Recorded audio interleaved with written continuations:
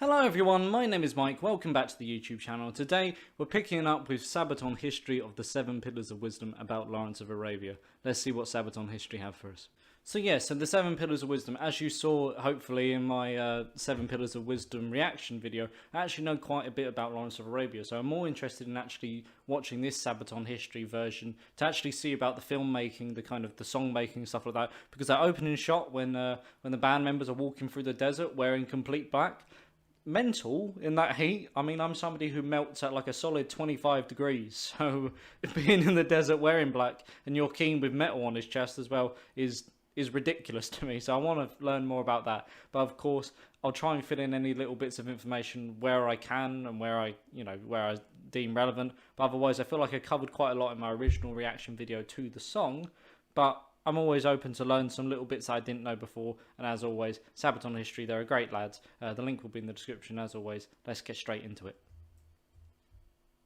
This is Joachim from Sabaton, and I'm Lawrence of Arabia. And this is Sabaton History.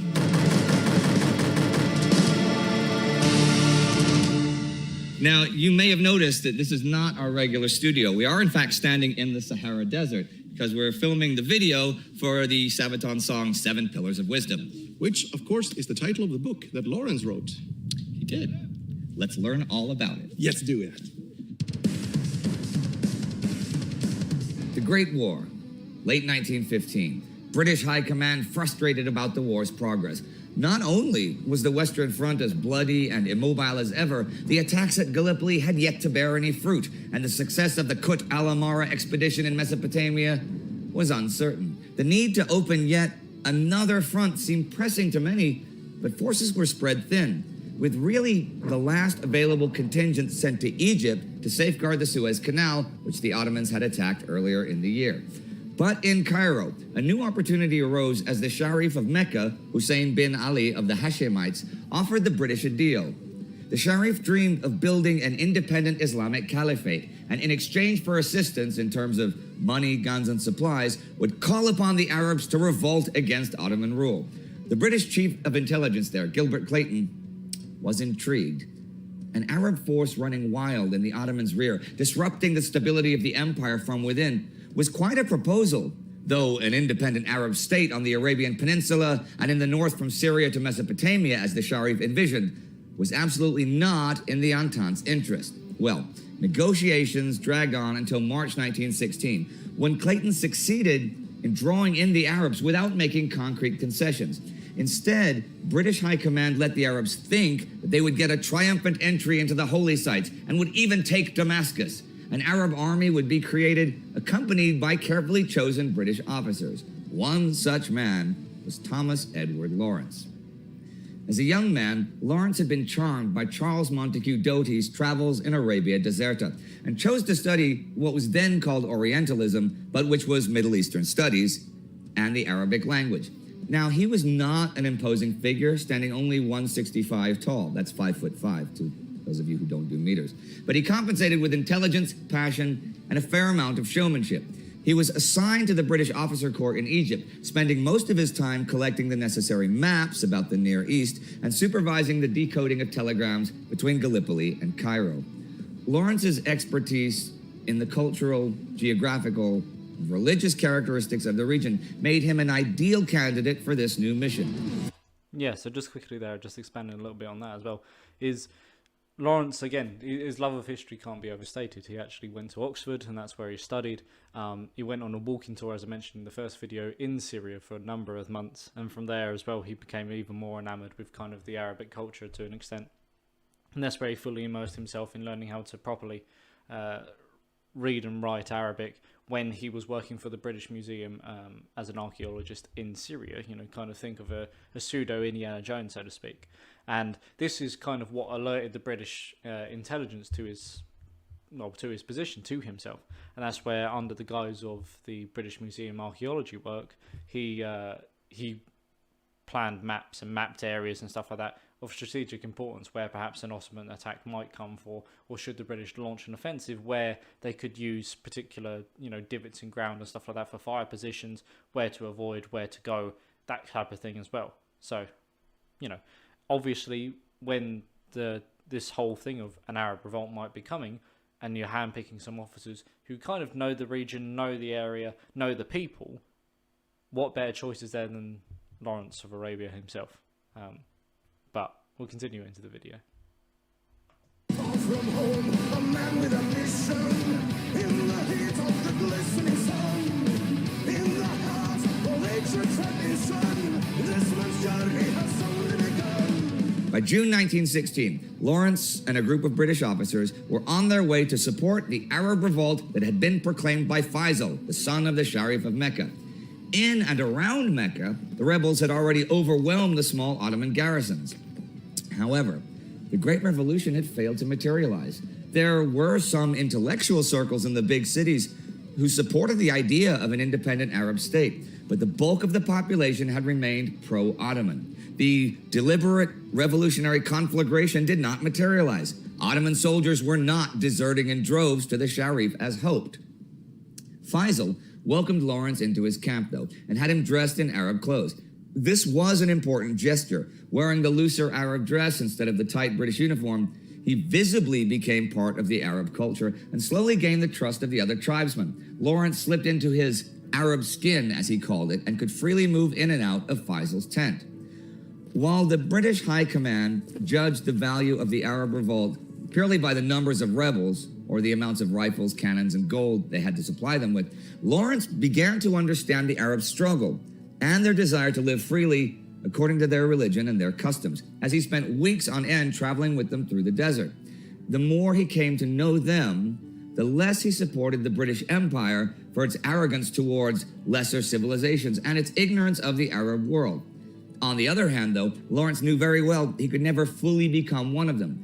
He could make the tribesmen respect him or even befriend him, but he would still forever be an infidel to them. He felt that a shadow of loneliness and contempt for the world was creeping over him. More and more, he felt like he was playing a role, an actor on the world stage, moving from one civilization to the other. Sometimes he was a British officer leading the Arab revolt, revolver in hand. And then sometimes he was a traveler in Arab clothing, riding for days on end through the desert on camelback. By the end of 1916, Faisal's host had been pretty much constantly on the run. Okay, so just quickly again before it goes there, because I assume it's going to talk about the kind of casualties that they're facing, kind of the lack of technology, I suppose, in comparison to their Ottoman counterparts. However, just talking about Lawrence there as well, is particularly as well the knowledge of the Sykes-Picot agreement when he found out about that, which I assume this video is going to go into, when basically the plans of Britain and France, how they was going to divide the Middle East, came to play. It must have been quite hard for Lawrence himself, because as he says, is his duty first and foremost is still to king and country. You know, that he is a British officer, that's what his duty is.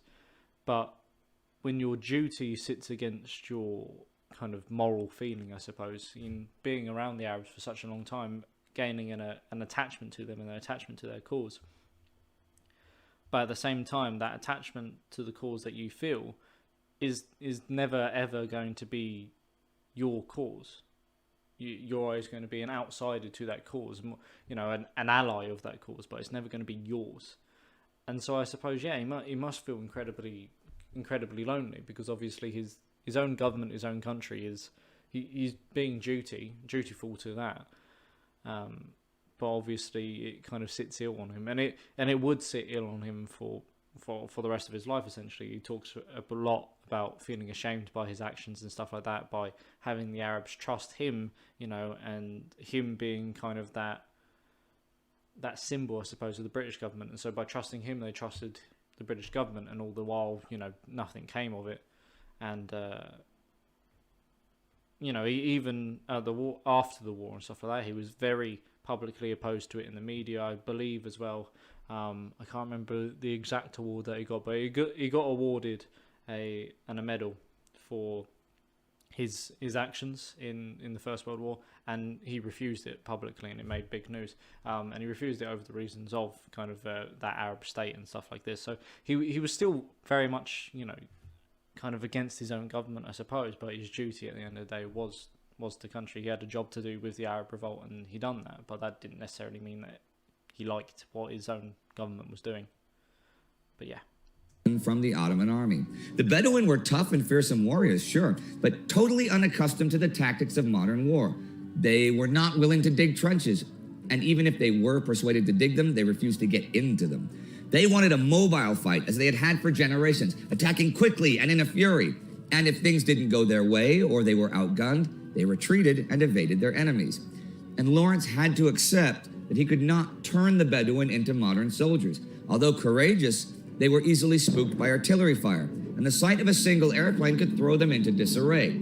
They could be trained to work machine guns and handle explosives easily enough, but would not parade like European armies, nor could they be drilled and ordered around. So Lawrence had to work differently with them. Once more, the British financed an army for Faisal, recruiting thousands of eager warriors from the local tribes.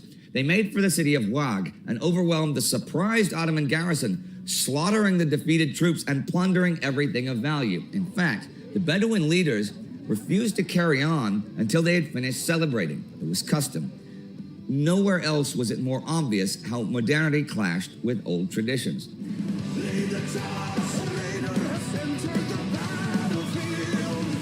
Yeah, and that's something that Lawrence would actually write about, is he would say that the warriors that he was fighting with were incredibly brave, incredibly courageous. However, it kind of frustrated him at kind of their individualistic nature. They wouldn't work cohesively. They wouldn't work kind of together in that kind of that orderly fashion, so to speak. And they would very often kind of just be stubborn or just ignore his orders when he was trying to give them. And so he had to adapt the way that they used them. So if they wouldn't fight cohesively, if they wouldn't fight in order, then again they had to use that kind of their love of fighting mobile wars to their advantage. And that's where Lawrence, and together with Faisal, kind of turn the Bedouin warriors as kind of flying columns, as we might call, who turn up very quickly, hit patrols, hit minor skirmishes, minor garrisons, and then slip away before the Ottoman relief army comes.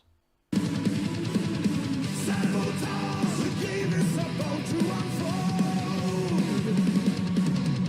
So, through the long desert rides, in an environment totally unknown to most of his people at home, Lawrence tried to figure out how to maximize the strength of Bedouin warfare. They avoided the main Ottoman units and instead waited in ambush for smaller reserve units or supply columns. In guerrilla fashion, they raided minor camps and attacked telegraph stations, and were more of a nuisance than a real threat to the empire. That is, until they set their sights on a major lifeline of the empire, the Hijaz railway that ran between Damascus and Medina. Lawrence led the ambushes, laying mines and explosives on the railway line. Then, at the crucial moment, as the mines exploded and the locomotive derailed, he let the Arabs loose. Supported by Lewis machine guns, the Arabs first shot the carriages to pieces and then stormed the wreckage with scimitars and daggers, killing the survivors. The Arabs were fighting like devils, the sweat blurring their eyes, dust parching their throats, while the flame of cruelty and revenge which was burning in their bodies so twisted them that their hands could hardly shoot. By my order, we took no prisoners for the only time in our war. Yeah, and this is something as well, the actual film Lawrence of Arabia gets wrong is to an extent, is because Lawrence still wasn't happy about the fact that no quarter was given. It kind of is set really kind of ill on him. But the ambushing of the Hijaz railway is significant because, as they said, it's that artery between Medina and Damascus. And what it meant was, as Lawrence and his warriors kept fighting along this railway and sabotaging it, not only would it cause material losses in the people involved in the ambush, but what it meant that the Ottomans had to deploy huge amounts of resources to both repairing the railroad and defending the railroad, resources that they could have put elsewhere. But the fact that this kind of constant nuisance on the railway, in disrupting supply lines, disrupting troop movements, disrupting logistic supplies, is quite an annoyance. And so the ambushing of the Hijaz railway is probably one of the things that he's most famous for, I would imagine. If you think Lawrence of Arabia is the constant kind of sabotage of railway lines, particularly the Hijaz railway. By the end of 1917, the British had pumped nearly £2 million worth of gold into the saddlebags of the Sharif and his sons. And not without reason was Lawrence called the man with the gold. And the constant losses on the Hijaz Railway and the British offensives in Palestine had put steady pressure on the Ottoman forces, allowing the Arabs to move more freely. The capture of Aqaba solidified Lawrence's reputation as a Bedouin leader, and more Arabs began joining his host, even as Ottoman protection money was drying up. By September 1918, the Palestine front finally collapsed under the weight of the British offensives. The Ottoman army was in full retreat, and chaos raged from Palestine to Syria. Most of the Holy Land fell under British control, and together with Lawrence's Bedouins, they pursued the disorganized Ottomans. But this phase of the fight showed another side of the guerrilla war that was not just romantic camel rides in the desert. The brutality of the Arabs was well known, but it became so problematic that British officers even sometimes allowed their prisoners to keep their guns to defend themselves against the Bedouins. And as the Allied forces moved on Damascus, it also became clear that the British had no intention of allowing the Arabs their own independent caliphate. Instead, the Middle East should be split up in spheres of influence among the British and French as soon as the Ottomans had lost control over it. The economic and geostrategic importance of the region were too important after all. Yeah, and that agreement is called the Sykes-Picot Agreement, which I alluded to earlier, which again was the kind of redrawing of the lines between spheres of influence over who would get what after the war. So I think that was drawn up in 1916 or ratified in 1916, and it was when the Bolsheviks actually took over their revolution in Russia. They actually leaked this in 1917. You know, this agreement, which must have been somewhat of an awkward proposition, and some people suggest that perhaps as well it was Lawrence knowing about the Sykes-Picot Agreement initially is why, as he saw the Ottoman kind of were breaking, that's why he kind of tried to surge northwards and take out things like Aqaba and try and get to Damascus, but they didn't actually get to Damascus first. The whole idea, or some people suggest that the whole idea why Lawrence kind of charged northwards, if not to try and seize Damascus, to seize these things, was that in the hope that perhaps if the Arabs could gain kind of substantial victories, then they might be kind of crowbarred into the negotiation table and have some sort of leeway. But yeah. They had signed the Sykes-Picot Secret Agreement already in 1916, with the lands carved up by lines just drawn on a map with no regard for tribal or religious boundaries, an agreement which bears a fair amount of blame for 100 years of Middle Eastern strife. Lawrence found himself confronted with events moving beyond his control. As the Great War ended, Arab independence seemed to be further away than ever, and he, soon a hero to the British public, felt like a traitor. He published his experiences in his book, The 7 Pillars of Wisdom. The cabinet raised the Arabs to fight for us by definite promises of self-government afterwards. Arabs believe in person, not in institutions. They saw in me a free agent of the British government and demanded from me an endorsement of its written promises. So I had to join the conspiracy and, from what my word was worth, assured the men of their reward. In our 2 years' partnership under fire, they grew accustomed to believing me and to think my government, like myself, sincere. In this hope, they performed some fine things. But of course, instead of being proud of what we did together, I was bitterly ashamed. Yeah, so that links a little bit back to what I said earlier. Obviously, his duty was to king and country, but obviously that didn't sit ill with him. You know, and as he's saying, he's ashamed of the actions, and indeed the hopeful kind of both Lawrence's and the Arabs' kind of hope for an independent kingdom ended in 1920 with the French.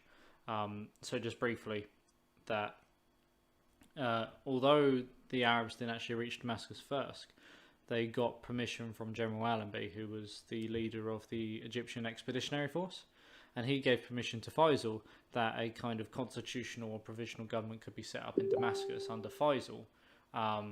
And kind of there was a strong post-war feeling and demand from the Arabs that Syria would be granted kind of this kind of Arab kingdom, this fully independent Arab kingdom under Faisal. And the hope was that because, particularly in that area, that fell within kind of France's sphere of influence. And the hope was that the Americans or the British after the war would kind of support the Arabs against, you know, French vested interests. As we know, it didn't happen. And in 1920, tensions were boiling, and some sporadic kind of Arab uprisings or revolts kind of had a series of small skirmishes and raids against their French kind of overlords. And this kind of just piled on more and more pressure against the Arab cause, particularly in the League of Nations, and eventually the League of Nations gave the French an entire mandate over Syria. And it was here that the French gave Faisal a ultimatum saying that basically they were to submit to France and disband their armies and their military, practically otherwise they would face destruction. Faisal agreed, but his own defence minister ignored him and marched to meet the oncoming French. He done this fully well knowing that he wouldn't win. His whole idea was just to show that an independent Arab state wouldn't go down without a fight. In the following battle, the Arabs got absolutely ruined, and with that kind of died both Lawrence's hope and the hope of any Arabs in forming that kind of independent country. But yeah. E. Lawrence would soon become the legend Lawrence of Arabia, a modern Robin Hood to the British public. His tale was a tale of courageous fighting, of distant journeys, and exotic oriental adventure. Although it is often hard to tell what truly happened and what was Lawrence's exaggeration and dramatization, and that is still debated by historians today, his legendary status is unquestionable, and like the Red Barons, it has lived on for 100 years after the Great War.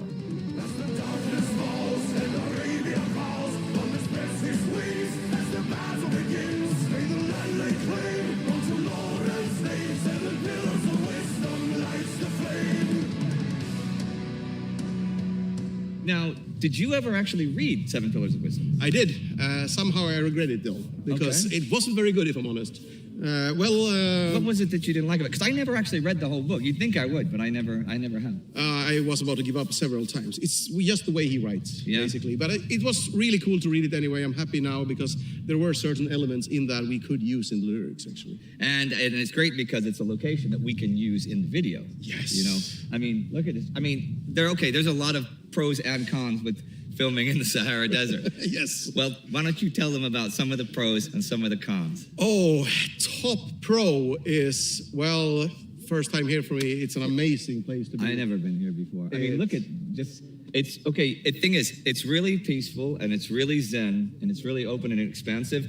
But after you've been here for like 2 hours, you realize that even if I had all the water I wanted, if I was here for a day, I'd die. Yeah. I mean, it is deadly. And it peaceful. can become really brutal that fast. It's when the wind starts to blow, man. Because the sand, when we were shooting the musical part of the video, and I'm singing, I always sing along to the track, because if I just basically move my mouth, it doesn't look very good. So I'm actually singing along. And once the wind starts blowing, you get sand. So I think I swallowed about 3 cups of sand last night. Yeah, but you look great. Oh, thanks, man. I can see myself in your glasses. I'm thinking I look great. Oh, yeah. I like that they cast me, friends and all, as Lawrence of Arabia, but the Peter O'Toole version from the iconic movie. And he had that softer voice. I always see insubordinates. You killed him. He was my friend. Now, if you look over there, you can see a green thing. That is the oasis where the resort and hotel is that we're staying. We're staying in the tents. Yep, but tents. they're tents that have toilets and showers and I have Scorpions, spiders. Not making that up. Cockroaches. Yeah. What else have we seen? Wild camels, but not in the tents. Yeah, not in the tents, unfortunately. However, we only have air conditioning between 7 in the evening and 7 in the morning. And I did mention that we're in the Sahara Desert, so it's fairly warm. Yeah, and imagine how great it is to get up 4:30 in the morning, go and have breakfast. It is actually quite great. And then you drive out here for the first time, which is also great. It's great. And then you should do your first shoots here, and it's great. And then it's 9 o'clock. Yeah. And you want to nap. Yeah. And you go back to the tent, and it's 50 degrees in the tent. That's Celsius, by the way. Yeah, and not so great. Yeah. And then you say, oh, the air conditioning is not working. And they go, no, only 7 to 7. And I'm like, can it be these 7 to 7? Because they run them 2 a day here in Tunisia. Yeah. This was, I've said it to you guys before when we first got to listen to the album, even before you released it. This was my favorite song on the album. And that hasn't actually changed. It's still mine as well, actually. Okay. It's got that old school, like 80s hard rock heavy metal vibe to it. This was actually Astrid's favorite song on the album when she first listened to it too. Just from within, or compelled, the pillars of wisdom can tell. Back home where a new life awaits, whispers of past, the sands of Arabia. Okay, we are obviously not in Tunisia now, and it's because after we filmed what you just saw, there were some other events that happened on our trip. Yes, a little bit of a surprise on the way back. Well, take it away. Well, as some of you might know, we were in a car crash. We are all going to recover, though. He's still suffering a bit from cracked ribs, and I think Pat got a crack in his neck or something like that. Yeah. And I had some stitches in my face, 7 stitches, so 7 stitches of wisdom. What? Ooh, 7 stitches of wisdom. Yes. Now, I was not with them in the car because I was still filming. I had another day of filming on Camelback. In the salt flats, right? In the salt flats, and it was my 3rd day on Camel, and by that day, I thought I was pretty good at riding Camel. I mean, the first, riding is okay when they're leading you around, but by then I could guide it around. And I got to admit, I really enjoyed riding a camel. That's the thing I liked most about the entire trip, was learning how to, get decent at riding a camel. Was it like you expected? No, everybody said, okay, it's going to be a different motion, and I knew that, but you could sort of get into it's especially when you're going faster. Although in the salt flats, because there's mud and stuff under the hard top, and every now and then my camel, his leg would break through, and then we'd be stuck. We'd have to be stuck until somebody could come and get him out.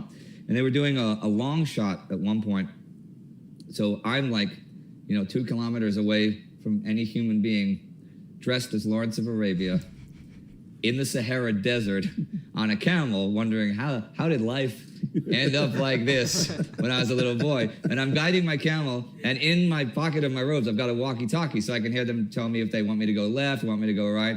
So I'm going, I'm leading the camel to the left and stuff. But then after a while, the camel decided he just didn't want to go anymore. Well, I knew how to with the legs and stuff, and that had worked before, but nope, this time it didn't work. And I could hear them in the walkie-talkie. They're like, no, don't stop, keep going. I'm like, I'm trying to talk and push the button, but since they're filming, I'm like, it doesn't want to go anymore. I can't make him go. And then the camel sat down. So I got off the camel, and this is a cool thing you can do with camels that you can't really do with horses. I got off the camel, I sat down in the sand, leaned against the camel, and just waited for them to come out. Just me and my camel just hanging out there in the desert. So that's what I did while you guys were having a car wreck. Yeah, lovely. Yeah. Well, I mean, whatever, for better or for worse. And there were good things and bad things about the trip, obviously. It was absolutely an adventure. Oh, yeah, I wouldn't have missed it for the world. I mean, could have been without the car crash, but Yeah. truly an adventure. Okay, well, that is all for today from Sabaton History. Take care and see you soon.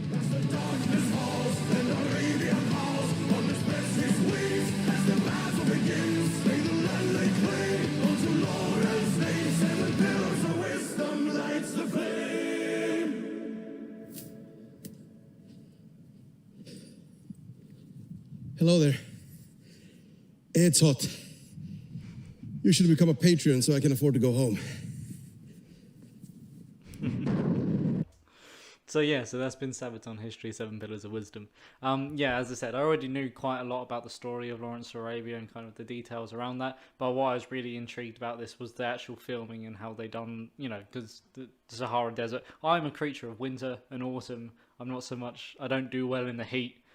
So that sounded like awful, 50 degrees in a tent.